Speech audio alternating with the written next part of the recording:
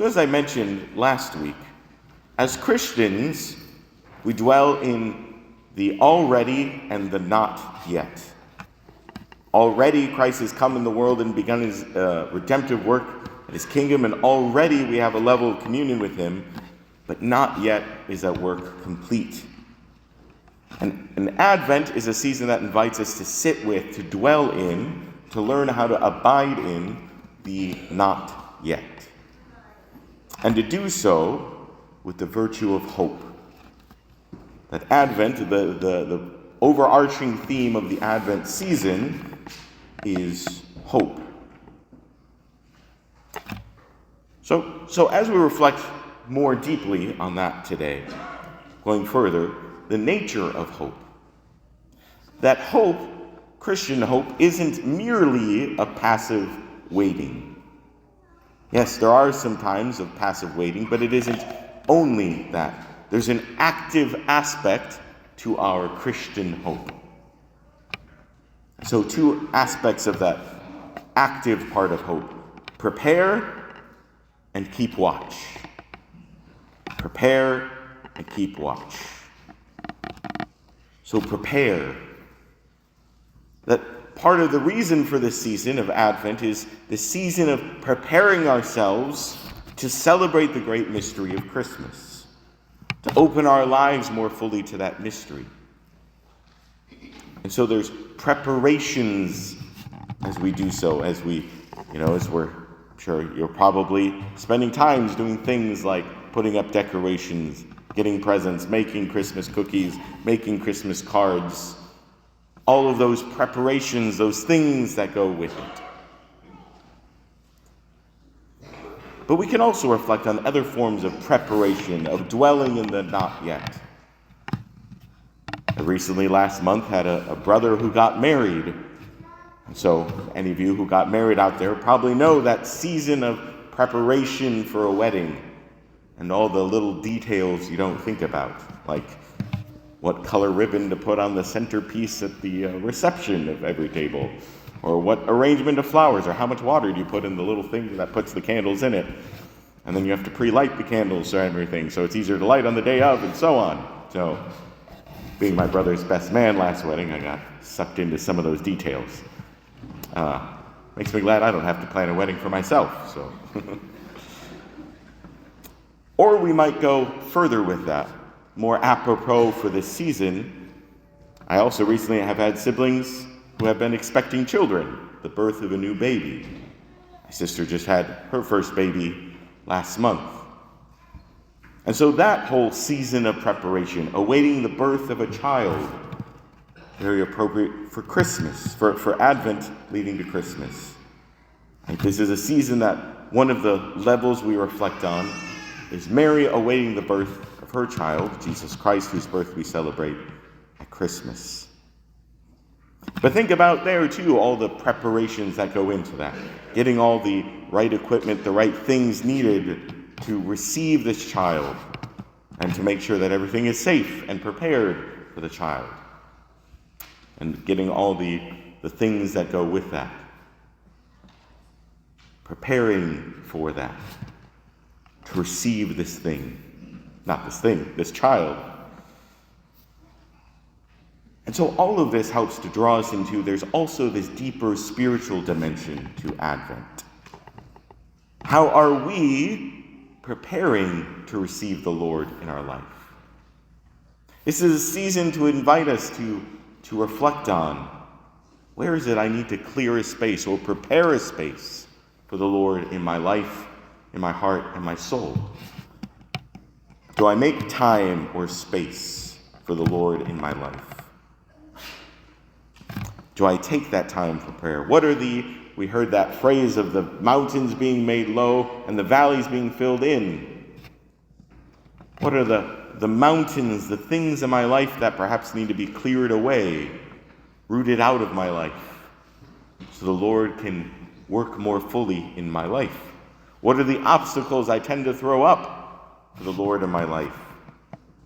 And those obstacles may, in and of themselves, may not be bad things, but what is crowding my life?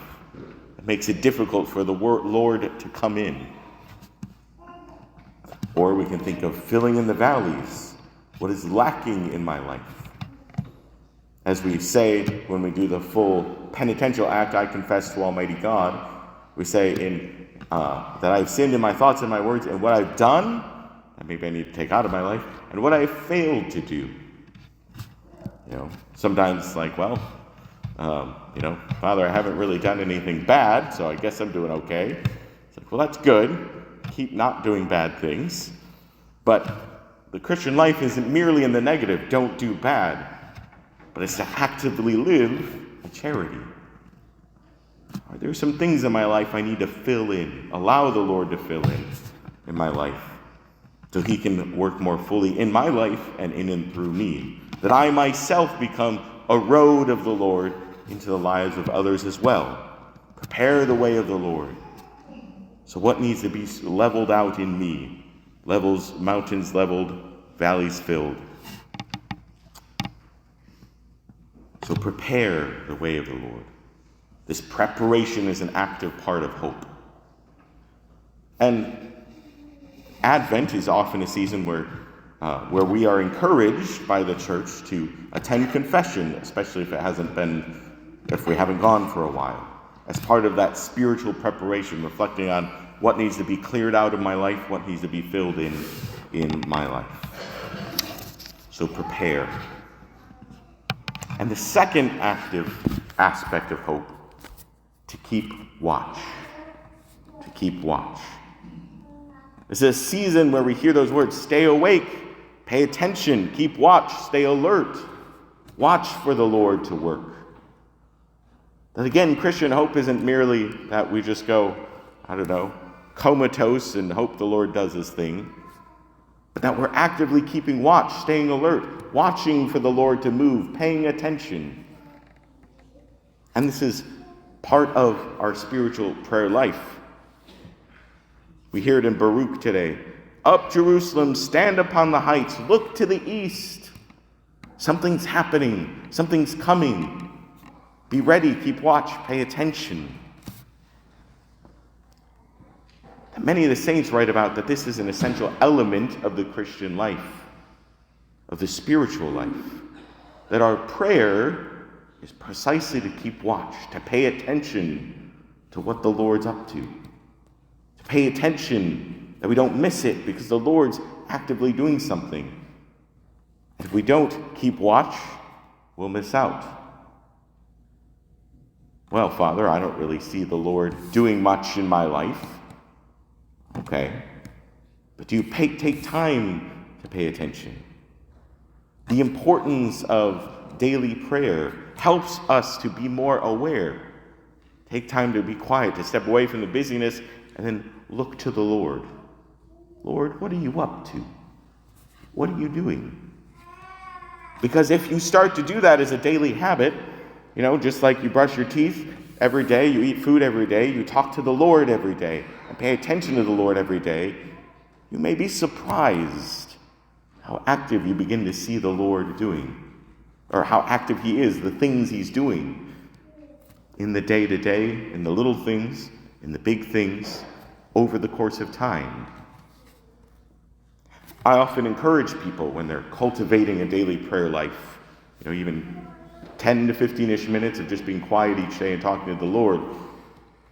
That's about 1% of your day, by the way. I think 14 minutes and 24 seconds would be 1% of your day.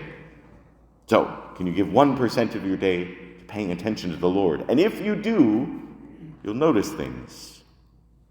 And so I encourage some people to start a prayer journal.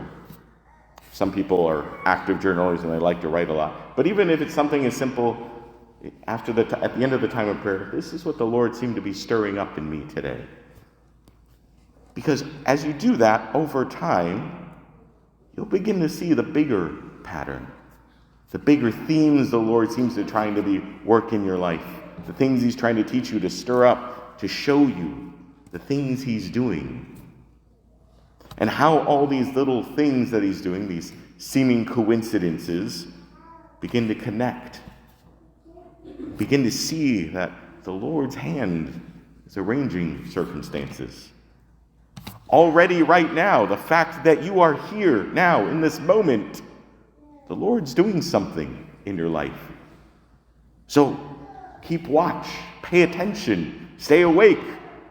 I know at 8 a.m. sometimes especially we need that wake up, one. I know I do sometimes. Stay awake, Father Kevin. You're preaching. Don't sleep during your own homily. That's when you know it's really bad, You sleep during your own homily. But keep watch, because the Lord is alive and at work.